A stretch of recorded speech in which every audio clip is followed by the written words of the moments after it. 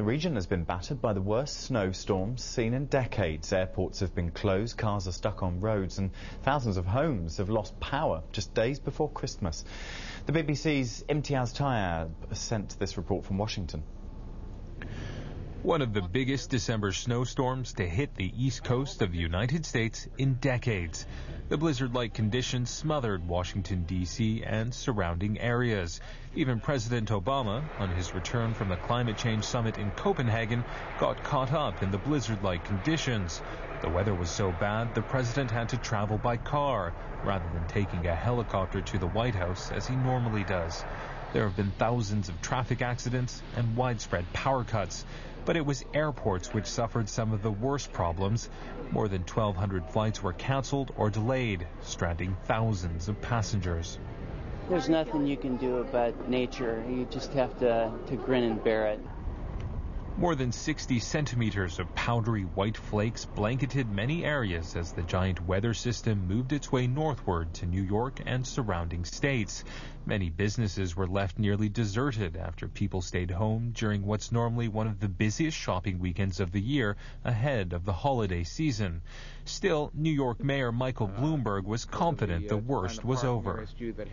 Bottom line is, I think it's fair to say tomorrow, everything that is, and today to a great extent, the city is open for business. And now the real work begins. Snowplows are out in force, clearing the thousands of roads and highways blocked by the whiteout. But this isn't the last some parts of the U.S. have seen of the snow. Meteorologists have forecasted a light snowfall to hit Washington in the coming days, ensuring the U.S. Capitol will have a white Christmas.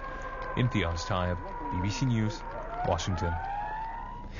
Well, meanwhile, snowstorms and sub-freezing temperatures are affecting Europe. 29 people have died in Poland alone because of the weather. Flights have been delayed or cancelled at airports in Belgium, Britain, France, Germany and the Netherlands. Neil Bowdler has this report. Combing the allotments, searching among the bins for victims of Europe's big freeze. Overnight temperatures in Poland sunk as low as minus 24 degrees Celsius, and that's brought inevitable consequences. Most of the victims are homeless. Many have been drinking.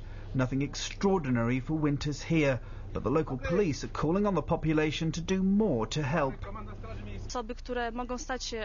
It's not just homeless people, but the young and old who can fall victim to the cold.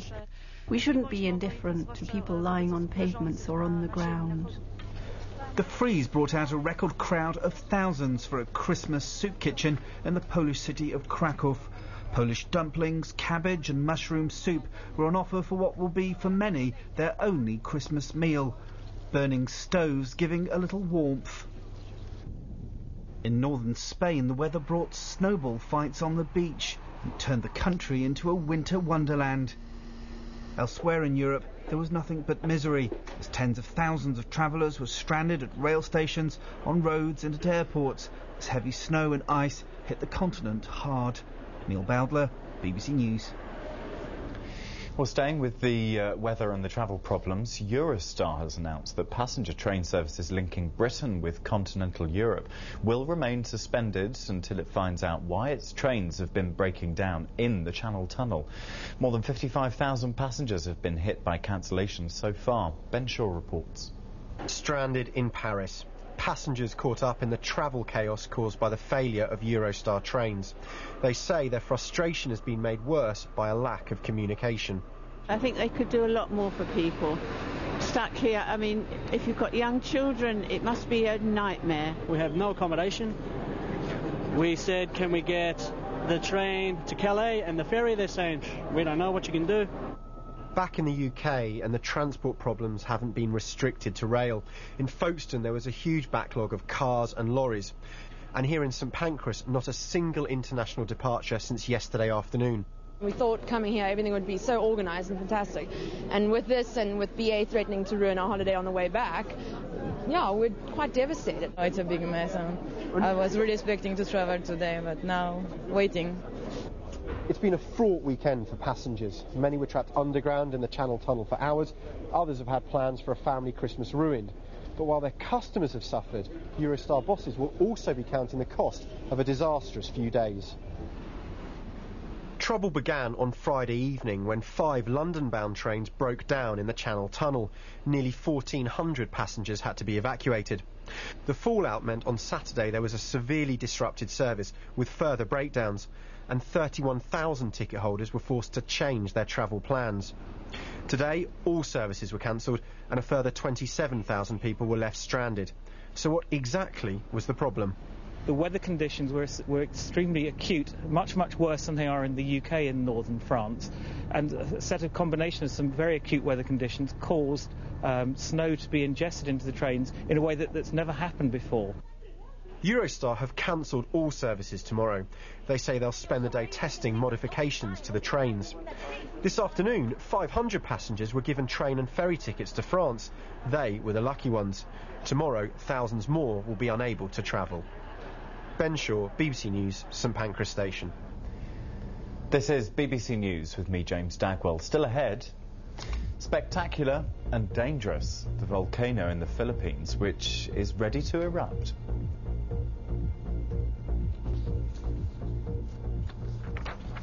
Well, snow is continuing to affect large parts of Britain, with severe weather warnings in place across parts of Scotland, Northern Ireland and Northern England.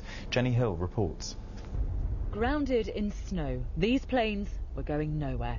Staff were forced to close the only working runway at Manchester Airport this morning. All flights stopped for an hour and a half. Passengers simply had to wait. There's no proper information. They just come along, all go home. Some of us have nowhere to go, and we're stranded here at the moment. And Christmas is only 4 days away. For days now, the UK has shivered in sub-zero temperatures. This is how Kent looked this morning. Meanwhile, in Northern Ireland, a severe weather warning's been in place for most of the day. People here, along with those in Scotland and Northern England, have been particularly badly hit. In Pickering in North Yorkshire, it began to snow on Thursday. It's been bitterly cold here. Parts of northeast England have fallen to minus 13 degrees Celsius in the last few days. That worries the people who run the town's steam railway. Their Santa Express is an important source of income at this time of year. Frozen points and broken boilers mean they've already had to cancel it once. Elsewhere, more conventional forms of transport have run into difficulty too. Police in North Yorkshire say they've seen an increase in the number of car crashes. The AA are laying on extra patrols in Cheshire as vehicles struggle to cope with the conditions. And at this Huddersfield depot, they're working through the night to grit and plough the roads. More snow is forecast overnight for Scotland, Northern Ireland and North West England. Tonight there are now reports of major travel problems in several northern cities. For example, some bus and taxi services are no longer in use. Other roads have become impassable as the evening has gone on. All eyes are now focused on the morning rush.